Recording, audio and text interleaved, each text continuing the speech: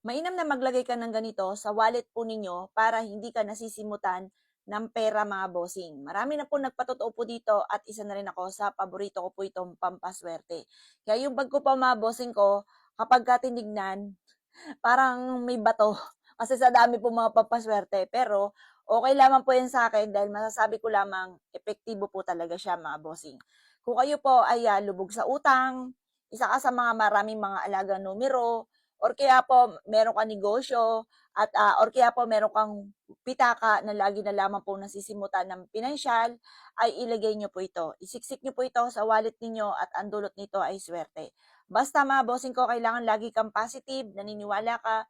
Kapag po ikaw ay nega, yung nega, yan po yung pagiging negatibo, mas nananalo po yan mga bossing ko kapag po ganyan eh. Kapag po may ginagawa ka mga pampaswerte tapos ang mindset ninyo ay nega, yun po, mas higit siyang nananalo. Kaya kailangan alisin niyo po yan. Kung gusto niyo talaga ikaw ay swertehin, alisin niyo ang pagiging nega. Alisin niyo po na ikaw ay daing ng daing. Idadaing po natin yan sa mahal na Panginoon pero wag uugaliin na tayo po mga bossing ko ay salta na salta na mga negatibo, na walang pera, simot na simot, said na said, walang wala, hikahos, yung mga ganyang mga salitain, kalimutan niyo po yan dahil yan po ay hindi maganda ang maidudulot. Lalo po kayong makaka-attract ng negatibo. Walang magandang maidudulot po niyan kapag ikaw ay ganyan. Pero kapag ni-reverse nyo naman ang mga nagaganap sa buhay po ninyo at lagi nyo sinasabi, ay magkakaroon ako maraming pera, ay makakabayad kagad ako sa aking mga pagkakautang. Bukod sa pagiging masipag at matyaga. Kasi kaya nga po may pampaswerte dahil pandagdag po natin yan. Kailangan kumpletong sangkap.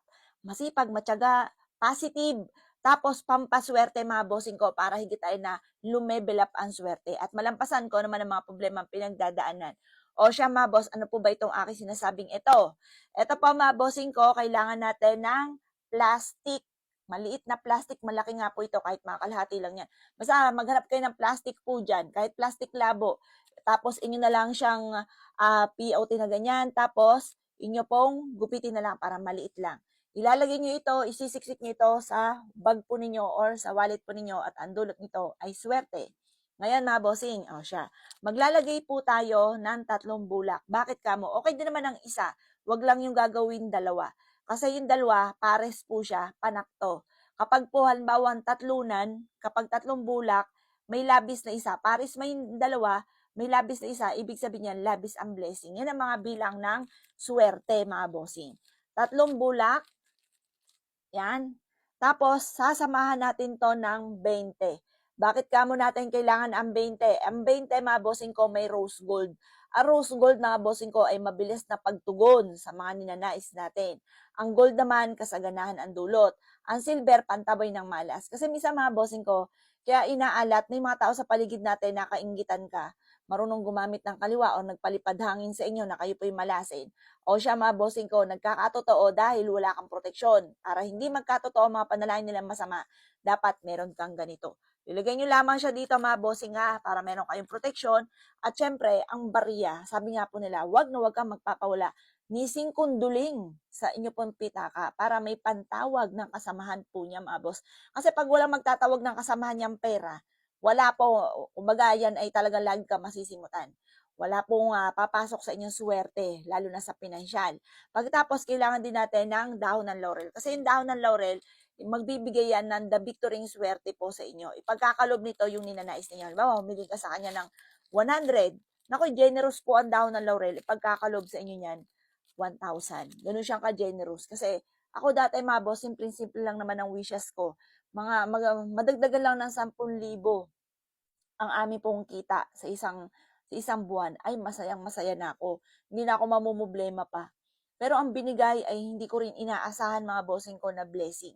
Kaya kung kayo po ay nakakaranas ng mga ganyan, masipag at matyaga ka, parang sa ulat-wala ang inyong pagiging masipag at matyaga, walang pinatutunguhan, diyan papasok ang pampaswerte. Kaya nga may mga pampaswerte, may pantaboy ng malas mga bossing. Pero kung hindi ka naniwala, huwag pipilitin. Walang sapilitan to. Kasi nagiging wa-effect kapag po kayo po ay hindi naniniwala. Pero may mga tao kasi gano'n, hindi naniniwala pero gumagawa pa rin. Tapos naninisi. Kaya kailangan mga bossing ko, huwag kang gagawa kapag hindi ka talaga naniniwala. Pero masasabi ko lamang po mga bossing ko, 90% sa mga mayayaman, mahilig sa mga pampaswerte mga bossing. At yung Kumbaga meron kasi akong kakilala, mga bossing, ay, talaga namang kumbaga bibigyan ko lang ng sample para maunawaan niyo. Hindi siya naniniwala. Ang buhay po niya ay talaga namang saksi ko din na talagang talagang mahirap, mga boss. Pero siya, mga boss, siya yung tipo na hindi mo pwede mapagsabihan dahil yung paniniwala niya, paninindigan niya talaga po yun. Bagamat nakikita naman sa kanya na negative yung pagdating sa usapin ng pamumuhay. Ito namang isang kakilala ko, mga bossing ko, ay naniniwala. At talaga namang ang gaan ng daloy, talaga namang siya pa, mga bossing ko, yung unay nagsimula sa scratch, wala. Tapos tinaray niya lang, kawikaan po niya, wala namang mawawala.